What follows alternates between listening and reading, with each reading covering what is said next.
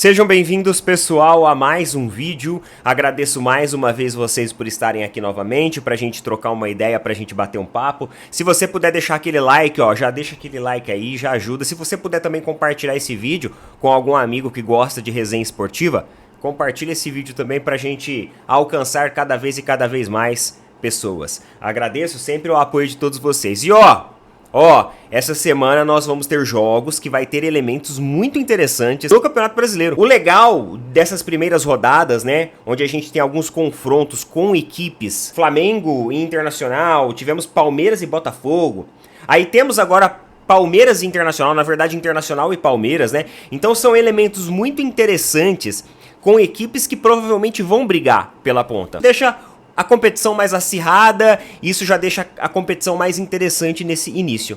Então, vamos falar sobre assuntos muito legais. Não sai daí, roda essa vinheta e bora lá.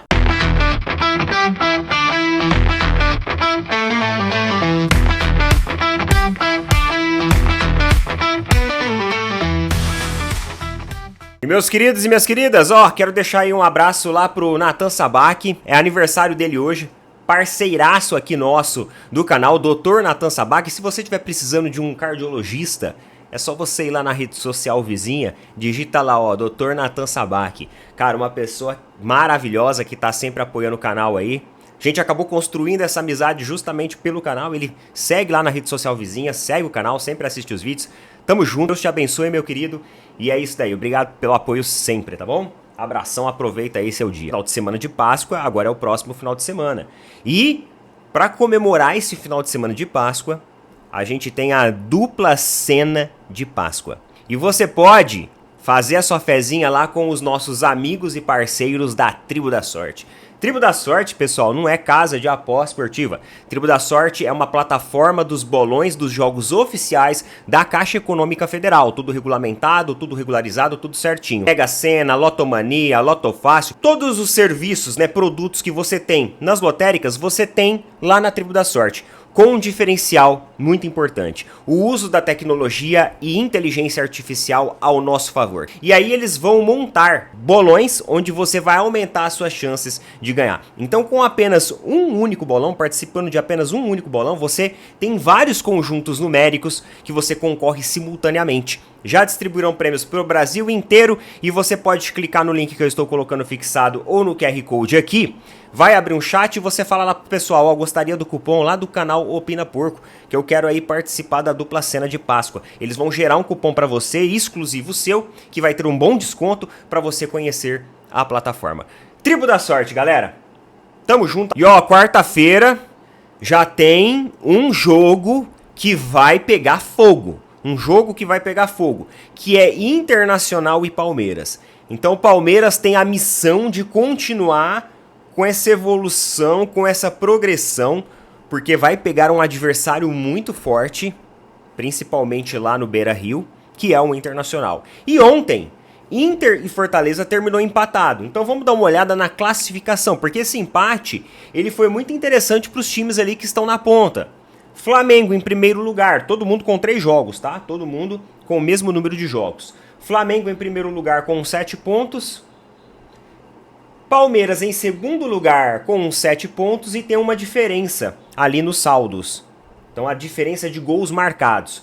O saldo de gols é o mesmo, mas os gols marcados o Flamengo marcou mais, um gol a mais que o Palmeiras. Em terceiro lugar, Juventude. Em quarto lugar, Vasco da Gama. Em quinto lugar, Fluminense. E em sexto lugar, Internacional e Fortaleza também. Juventude tem 6 pontos, Vasco 6 pontos, Fluminense 6 pontos, um a menos que Flamengo e Palmeiras. E o Fortaleza Internacional agora tem 5 pontos com o empate de ontem.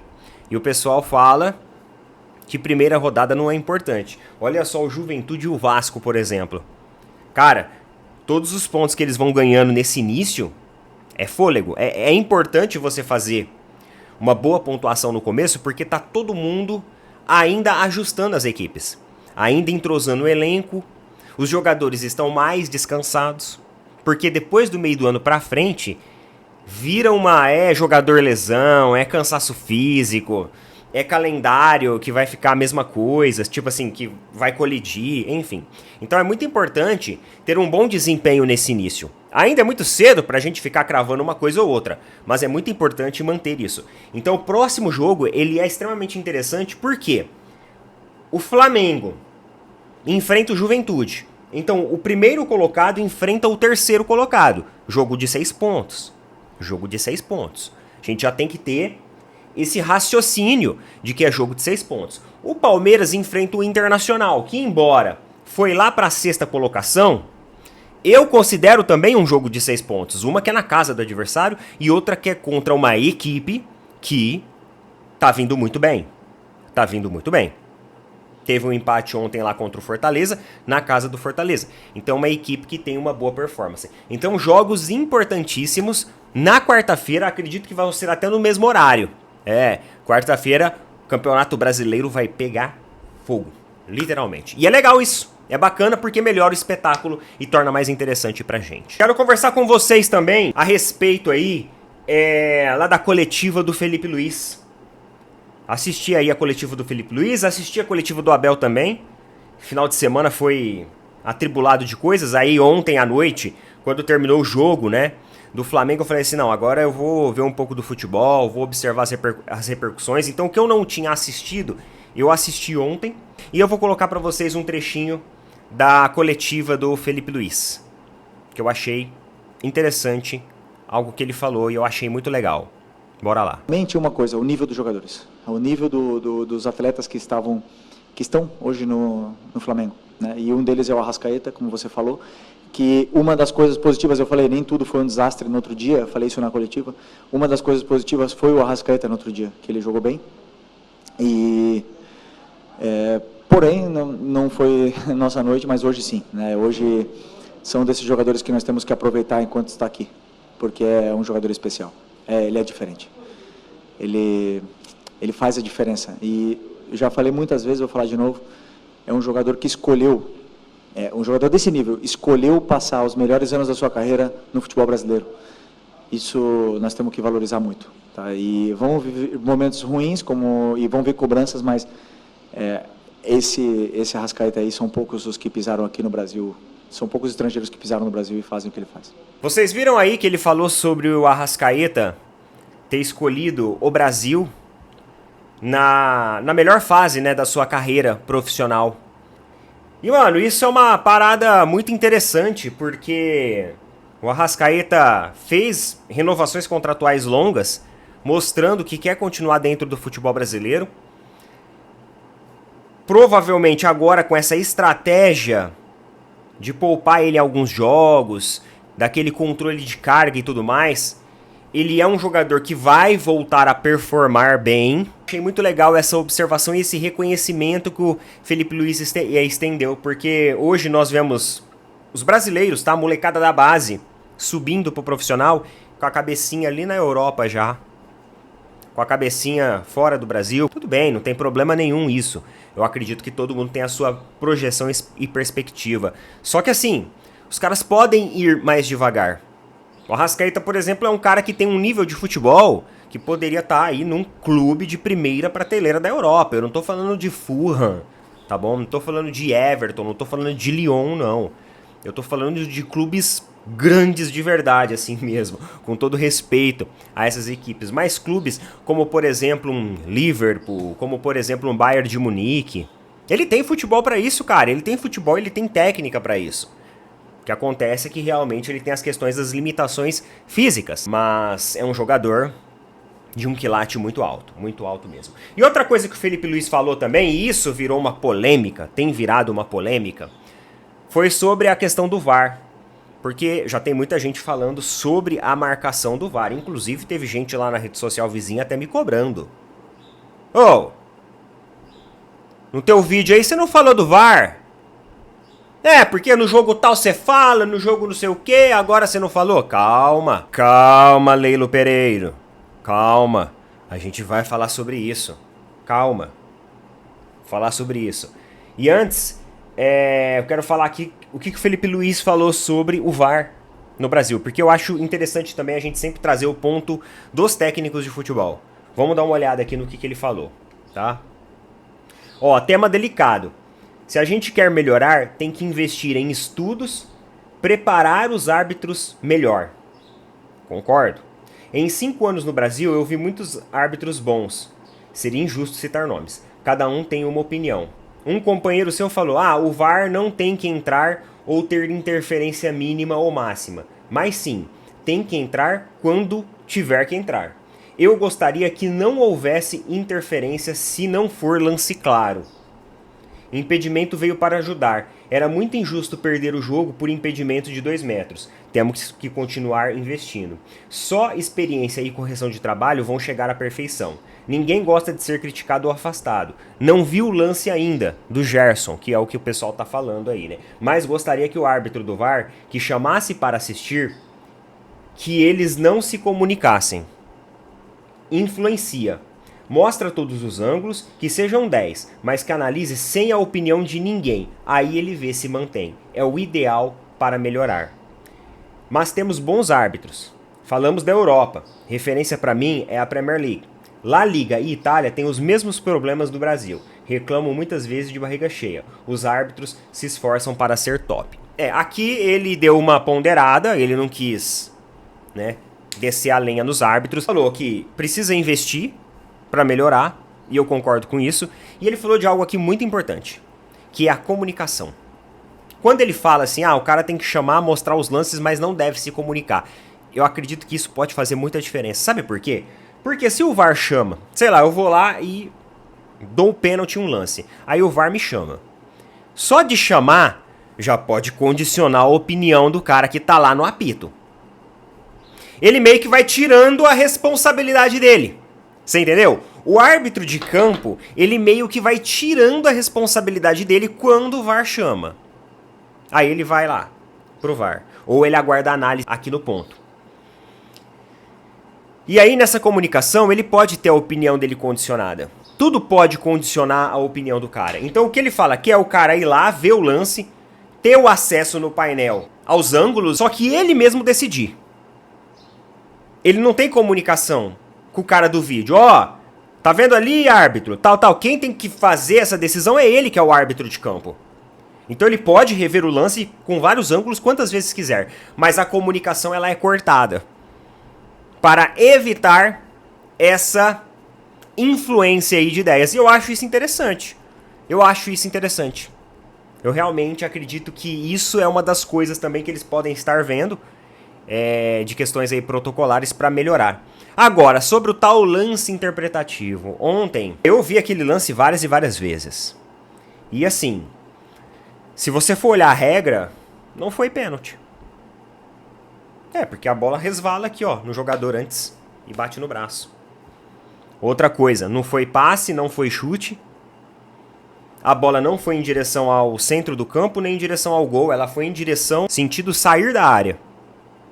E não tinha nenhum jogador ali, não era um passe. Não tinha nenhum jogador ali à frente para que a bola sobrasse para ele. Um jogador do Grêmio livre à frente. Com todos esses elementos, aquele lance, quando você conclui, ele não conclui pênalti. Só que é aí que eu acho o problema. Porque a interpretação, ela abre margem para decisões corretas ou equivocadas. É aquilo que eu falo para vocês de protocolos. Tá na regra. Resvalou no corpo e bateu no braço, não é pênalti. Então é a regra, ponto, acabou. Mas eu não concordo com isso porque... Não, é a regra. A CBF tem que definir. É um lance interpretativo porque no áudio eles não justificam dessa forma. Eles utilizam a justificativa de que o Gerson estava recuando o braço. De que o braço estava desviado para trás em relação à linha. Acho que é vertical do corpo. Não sei. Não sei se isso seria suficiente. Mas quando você olha a regra, bate antes nele aqui e bate no braço, então eu acredito que seja mais possível você utilizar a argumentação, então, da regra. Só que eles não utilizaram a argumentação da regra porque eu desconfio que talvez eles não saibam a regra. Nada complicada. É igual o lance do Marcos Rocha. Vocês lembram do lance do Marcos Rocha? O jogador de São Paulo vai lá e chuta em direção ao gol. do Palmeiras. O Marcos Rocha, mano, ele faz isso, ó. Só que o braço aqui, colado no corpo. Ele faz isso. Tipo assim, a bola ia vir um chute tão violento do cara que ele foi proteger o rosto. Ele subiu assim, ó, protegendo o rosto. A bola bateu aqui. Pênalti. Pô, mas por que pênalti? Colada no corpo. Ah, mas tá acima da linha da cintura. Ele colocou assim, ah, mas não foi movimento de bloqueio. Ele não expandiu a área do corpo dele. Ele colocou aqui, ó, pra proteger. Porque havia uma bica, velho. E aí deram um pênalti. Reclamações que eu considero válidas. Eu não reclamo do cara, eu não julgo o cara que olha assim e fala assim, isso daí pra mim não é pênalti. E o outro que olha e fala assim, ah, pra mim isso daí é pênalti. Eu não julgo os caras. Eu não julgo os caras. Nem os árbitros sabem justificar muitas vezes o porquê sim ou o porquê não. Nem os árbitros sabem. Que nem, por exemplo, o lance de impedimento lá do gol do Vitor Roque. Mano, vocês viram a resolução da imagem? Uai, a CBF falou que não ia adotar o impedimento semiautomático? Ah, mas é caro usar essa tecnologia em todos os jogos. Ah, é caro, claro que é caro. Reajuste de 50 mil mensal para 200 mil mensal também é caro, não é? A galera sabe do que eu tô falando. É caro, é caro. Então se tem para reajustar salários e tudo mais, por que não tem para investir em recurso? Ah, custa 1 milhão por jogo utilizar um impedimento semiautomático. E daí? Qual que é o problema? Não tem dinheiro para isso? Ah, conta outra. Para. Então, pessoal, teve o lance lá no jogo do Botafogo também. Cara, aquele lance do jogo do Botafogo, do impedimento, que foi o gol do Red Bull Bragantino. Eu vi muitos botafoguenses reclamando, mas assim, eu falei assim, ah, os caras tá de caô e tal. Mas, mano, eu vi o lance depois. E foi sacanagem mesmo. Porque quando eles vão analisar o lance ajustado, mano, eles vão com a linha assim, ó, a linha tá azul. Tá azul. Aí eles, ó, então não tá marcando impedimento aqui. Aí o cara vai um pouco mais pra esquerda, ainda não tá pegando o lance de fato. Tá um pouco, a linha tá um pouco fora ainda. Aí quando o cara vai na esquerda, a linha fica vermelha. Aí eles, cara, eles tiram na hora, eles apagam na hora a linha e fala que não foi impedimento. Só que aí os caras pararam o frame da gravação e a linha tinha ficado vermelha. Na última ação do operador do VAR. Impedimento semiautomático, gente. A gente tem tecnologia para trazer mais precisão nisso. Se não podemos ser perfeitos em tudo, vamos melhorar para pelo menos chegar à maior precisão possível. Ou se não, lance ajustado é legal, gol legal, pronto. Ó, todo lance agora que for ajustado é considerado gol legal. Acabou. Sabe, ou vai para um lado ou vai para o outro. Com essas indefinições e justificativas não claras, passa pro torcedor a falta da precisão, a descredibilidade, a formação dos árbitros, da tecnologia utilizada, etc, etc. Isso incomoda pra cacete. Incomoda pra cacete. E eu tô vendo muitos torcedores do Palmeiras aí. Cadê os amendoins agora pra reclamar e tudo mais? Mano, não tem o que reclamar do jogo contra o Corinthians. Não tem. Mas se contra o Inter tiver o que reclamar, a gente vai vir e vai reclamar. Contra o Corinthians não tenho nada pra reclamar.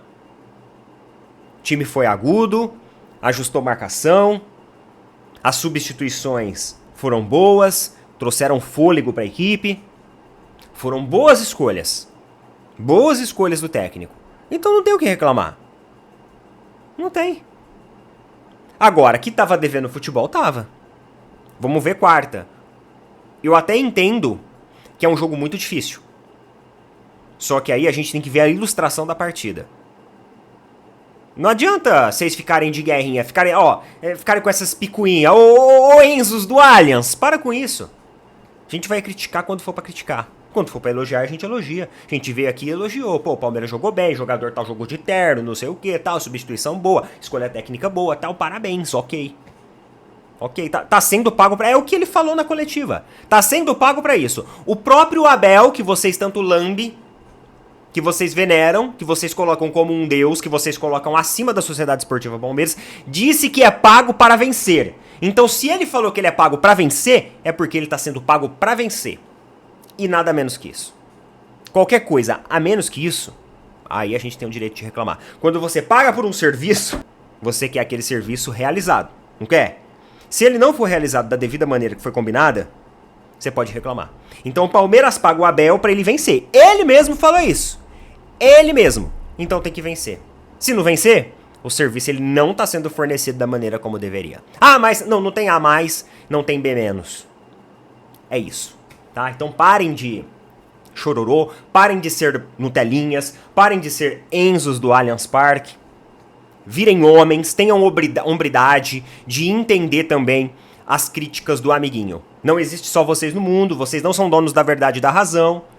E o próprio treinador disse que é pago para vencer. Então qualquer coisa que não for vitória, estaremos aqui sim para pontuar e para criticar. E o seguinte, hein? Do jeito que ele falou do Felipe Anderson aí, ele vai voltar o Felipe Anderson lá para esquerda. Vocês escutam o que eu tô falando. E se voltar o Felipe Anderson para esquerda, vai voltar a ser aquele jogador apático. Apático. Tá bom? Coloquem nas opiniões aí. Tamo junto.